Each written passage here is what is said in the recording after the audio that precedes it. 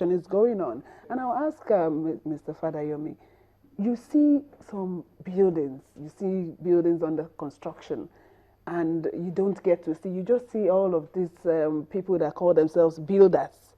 You know, they just gather and the owner of the building, okay, pay, then they come mix 10 bags of cement with, you know, is that how it is supposed to be?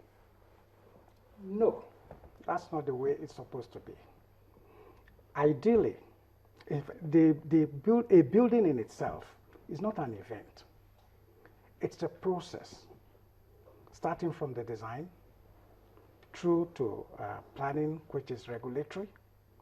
You also have the tender processes before construction. And during construction, supervision goes with it. And of course, the people that use the thing. Now, I say for myself that the issue of collapse, there are three key things: corruption, greed, ignorance, and of course, the lack of political will to see through legislation. In all the processes, the steps, the stages that I've recounted, you have all these elements present in them. For design, you need the structural engineer. You must be a qualified structural engineer.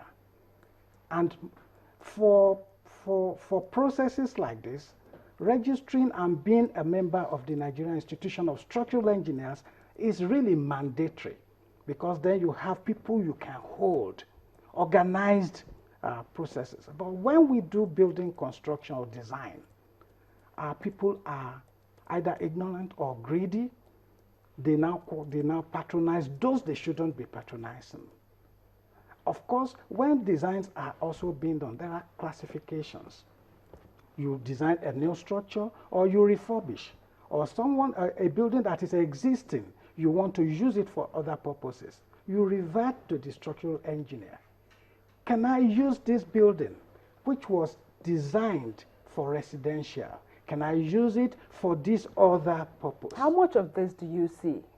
You are a structural engineer. How much of this do you see that people, perhaps who's built a bungalow now, decides to make it a story building or two-story building? How much of it do you see that people will come to you and say, okay, I need to make these changes? Very few. Very, very few.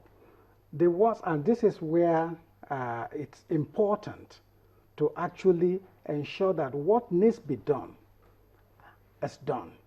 And that is where regulation comes in.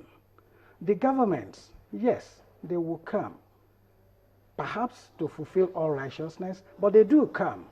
And that's one of the reasons why most of the structures that have been collapsing have not been, few of them have government-related things, because they consult. They consult. But when it comes to the private sector, and I'm sorry to say, even some of our churches and religious organizations, she can bear us out. At our church, whenever we do designs, they are done by qualified people, and we insist that the necessary approvals must be taken. In one of the last development, we said if the approvals are not taken, then count us out. And this is where enforcement also needs to be going on. Regulation. I know of engineering firms that backed out of supervision of a project simply because the client and the contractors were not building to specification. And when these issues are reported to the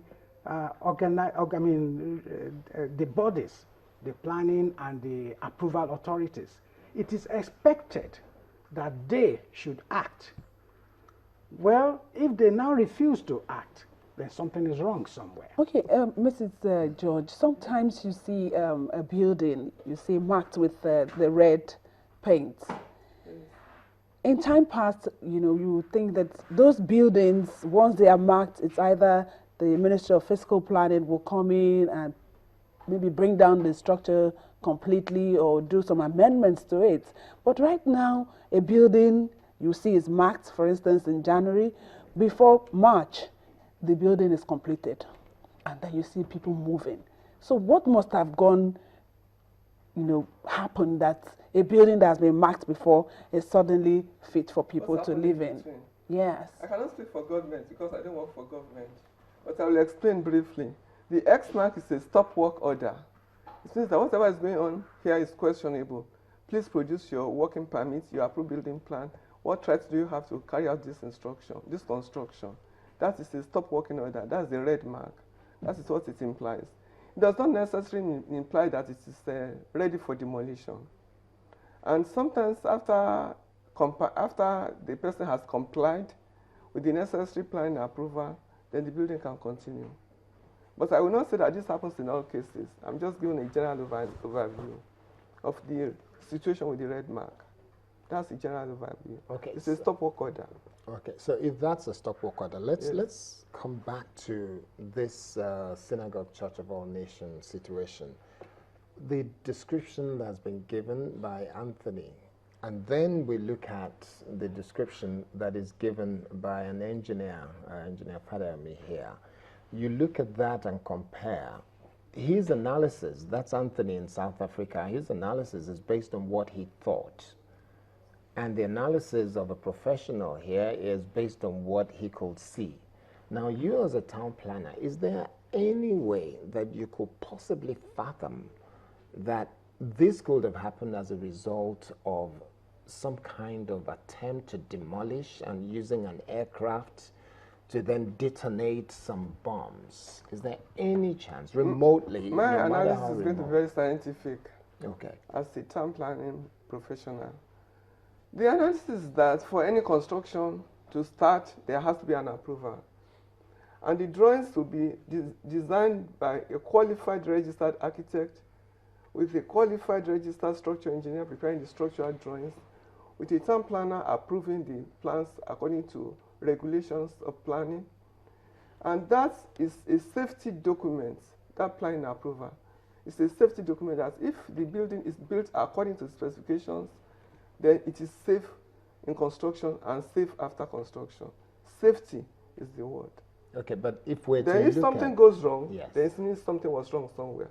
What went wrong? That's what we want to know. Something has gone wrong. As I said before, only in natural disaster, like an earthquake or a flood, you could have a disaster and say there's a collapse. It was a natural disaster. Any other collapse is a failure of the system. Something went wrong with the system. It failed, it collapsed. What went wrong? Was there a case of structural defect? That is the question we're asking now. That is what is investigation that is ongoing. Okay, that's the investigation, but I am just, let's move into a little bit of area of speculation, the realm of speculation, a little bit, just a little bit, if you permit me. Now, is there any chance in your thought that the aircraft, again, I come back to this issue of aircraft, that there is a possibility, no matter how remote, that the aircraft could have been going over it with a view to detonate some bombs that will then cause, or dynamite, yes, to use his word, dynamite, that might have been used with a view to just practically bring the building down. So you're asking me to use a lot of imagination. I think of unidentified flying objects that we read about when we were in secondary school. Honestly, I cannot say about the flight that went over the building. I cannot say what happened. Okay. Because I'm not an aviation expert. Okay, I'd like to bring the same question to you. Do you think there is a possibility that this building could have been demolished by some aircraft by detonating this same dynamite that Anthony feels might have been the cause of the building collapse? We will see the crater if there is a bomb anywhere or a dynamite. But again, like he said, it's not the only building in that vicinity. Yes, we do know that there were times when Concorde could not fly into just any country because of vibration that will destroy structures around the place. So if such an act